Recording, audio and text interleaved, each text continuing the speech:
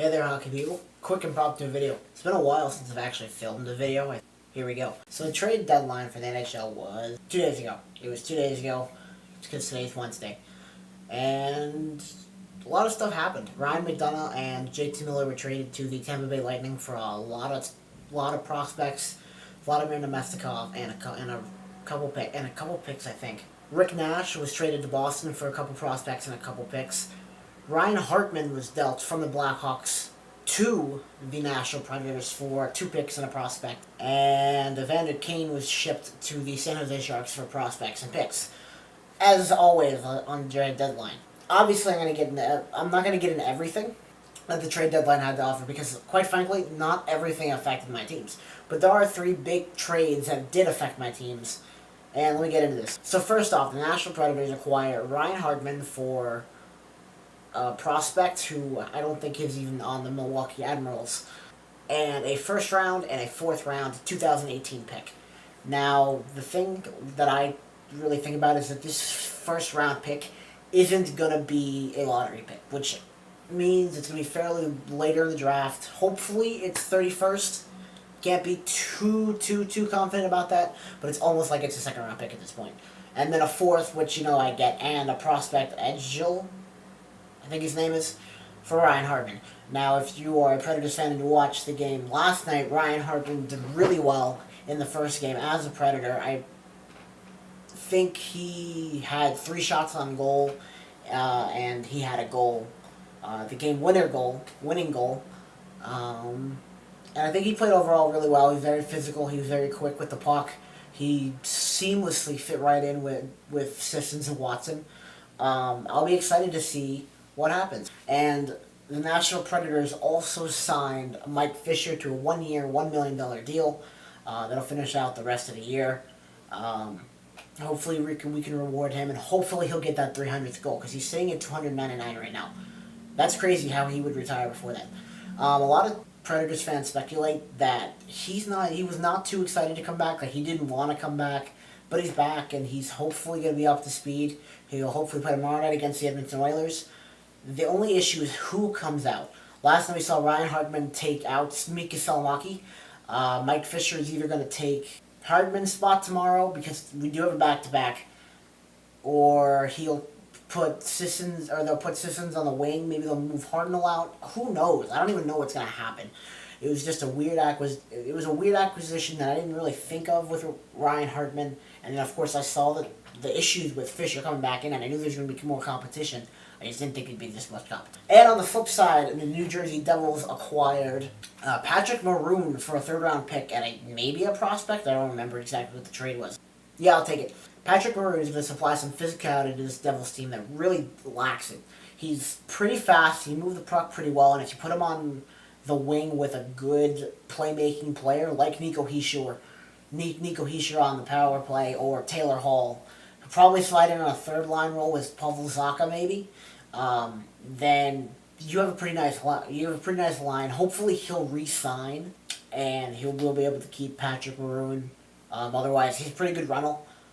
He's a big physical body, and he'll be able to stand up for his teammates. New Jersey Devils also acquire Michael Grabner from the New York Rangers. First time in club history the teams have ever made a trade together for, I believe, 2 prospects and a pick. Pretty happy about that. So we've had him since before the trade deadline. The Maroon one went through after the trade deadline was over, or like it was reported after the trade deadline was over. And Michael Grabner one, I believe, was on Saturday. He played against the Islanders or it was a Friday. He played against the Islanders on Saturday, and he played against the Penguins on Tuesday. And he did really well in both of those games. He was quick. He had a lot of scoring chances, especially against Penguins. I think he had 2 shorthanded chances and 1 shift on the penalty kill. He's already looking great for the club. Hopefully when they slip Patrick Maroon in there, it'll also be good. Just like the Nashville Predators, I do not know where a lot of people are going to slip in, because Gibbons and Johansson are still out. It's a good issue to have. But who's coming out of the lineup, who's going back in? Does Nathan come out? Does Stafford come out? It's just really tough to figure out who's going to go in, who's going to go out. We still have a lot of games left. I think we have 20 games left to play. No one is set in stone in the Metropolitan Division quite yet for playoff position, but hopefully we'll be able to figure it out on down the road. Hoping we make the playoffs. So just a quick update. The New Jersey Devils sit fourth place in the Metropolitan Division in the first wild card spot in the East. The Nashville Predators sit atop the Central Division and second place in or actually might even be first place now in the Western Conference with 87 points, I believe, maybe 89. The Winnipeg Jets are 4 points behind. It is 87. The Winnipeg Jets are behind the Nashville Predators with 83 points, and behind them are the Minnesota Wild with 79 points. I believe the Vegas Golden Knights sit on top of the Pacific Division, followed by the San Jose Sharks and the Anaheim Ducks, as well as, and in the wild card spots we have the Dallas Stars and the LA Kings. And on the other hand, in the Eastern Conference, we have the Tampa Bay Lightning still on top of the Maple Leafs and the Boston Bruins in the Atlantic Division.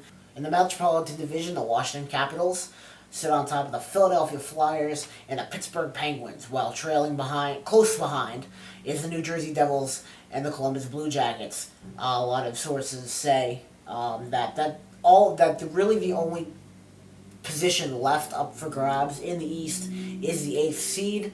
The Islanders, the Hurricanes, the Blue Jackets, and the Florida Panthers, who have had an amazing second half of the season, are fighting for that position, and hopefully it's a good battle going down the road here. I want the Canes to get in so that they have a chance at playoff hockey for the first time in, I believe, 7 or 8 years, might be even longer than that. The Florida Panthers will also be a nice sight to see.